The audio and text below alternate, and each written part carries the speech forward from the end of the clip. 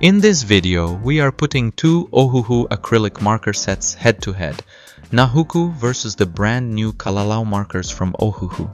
They both promise bold acrylic color. They both work on multiple surfaces.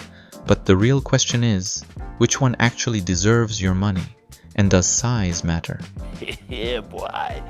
Let's begin.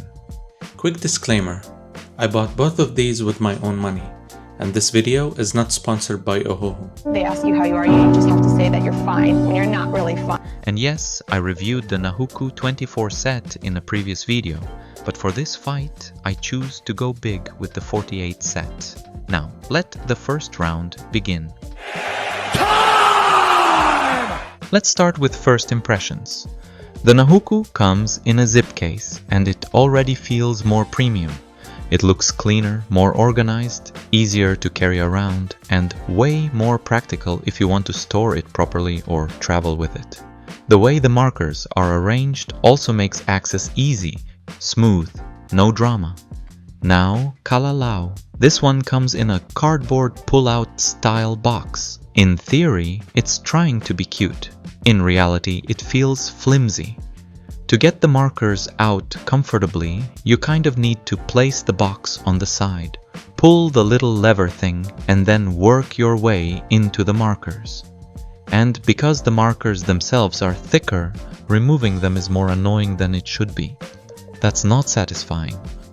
Round 2! Now this one is almost unfair. Nahuku gives you 48 markers, and more importantly, it gives you better variety.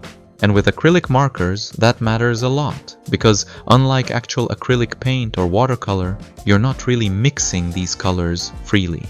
What you get is what you get. So the more shades you have, the more flexible the set becomes. And Nahuku also includes 3 white markers and 3 black markers, which is honestly smart. Those are the colors you'll keep reaching for if you do outlines, highlights, details, corrections, all of that. That adds real value, not fake marketing value. Kalalau has 30 colors, which is still decent, but let's be honest. In marker world, more is more, especially when blending is limited and dry time is fast. Round 3! Now this is where Kalalau starts fighting back. The tips on the Kalalau markers feel softer, juicier, and smoother in flow. They glide really nicely, and when you hold them for longer, they actually feel more comfortable in the hand because the barrel is thicker. That larger body genuinely helps with grip comfort. What did he say? Nahuku still feels good, but the tip is slightly firmer, and the barrel is smaller. So for long relaxed fills, Kalalau feels easier to handle.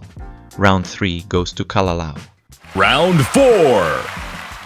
This round is interesting. On black paper, both sets perform really well.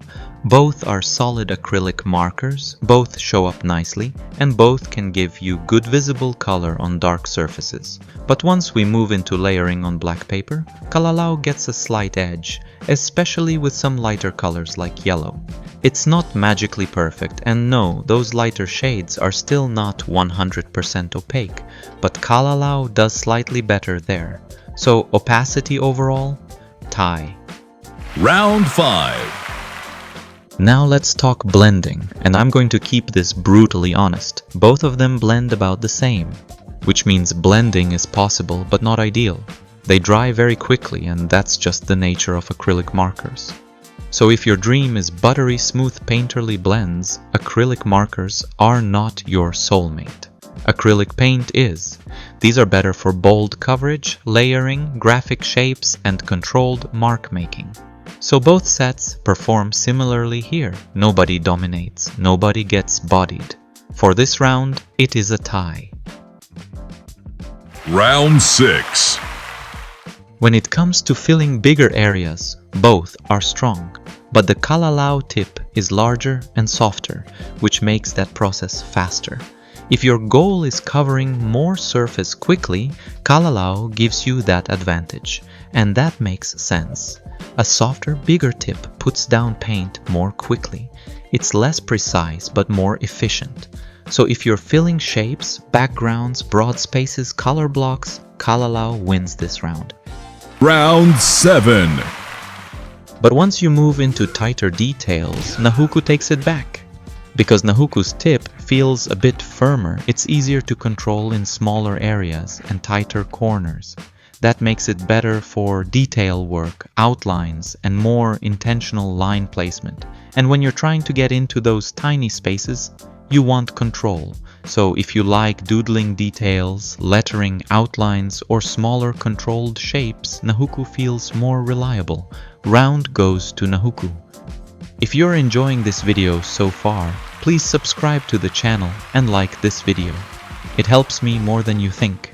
For this test, I will use a jar that my wife and I use to put little love messages to each other every month, and today I will attack it with science. Yes, science! This one surprised me. On glass, the Nahuku looked more opaque and more pigmented. The color sat better visually, and it gave a stronger result. So, if your first concern is how bold the paint looks on glass, Nahuku takes that round. Kalalau still sticks, by the way. Both sets do stick on glass. This is not a disaster situation, but Nahuku simply looked stronger and more solid there. So at this point I'm thinking, okay, Nahuku really is that girl. But then, this is where Kalalau says, not so fast. The moment I added a drop of water on Nahuku, the paint peeled off badly, not smeared. Peeled, like it gave up on life. Kalalau, on the other hand, actually held its shape much better and didn't peel. So for the water challenge, Kalalau clearly wins. So if your project involves glass and possible moisture exposure, that is something to pay attention to. Water resistance round goes to Kalalau. Final round. Fight! For me, value for money is not just about the cheapest price. It is about how much quality, versatility, color variety, and real usability you get for what you pay. Kalalau comes in at around $24, and to be fair, it performs really well. The flow is smooth, the grip is comfortable, and it fills larger areas faster. But Nahuku, at around $38, gives you more colors, better packaging, stronger detail control, extra white and black markers, and a more complete premium feel overall. So even though it costs more, Nahuku gives me better value for money. Nahuku wins.